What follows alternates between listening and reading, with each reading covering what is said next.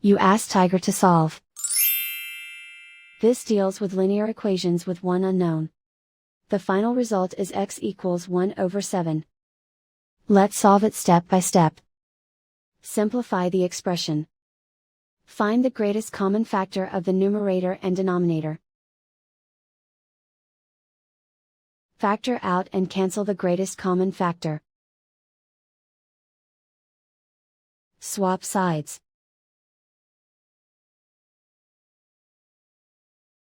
Group all constants on the right side of the equation. Subtract 9/7 from both sides.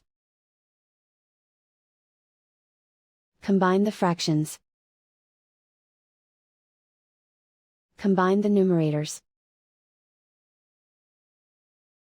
Reduce the zero numerator. Simplify the arithmetic.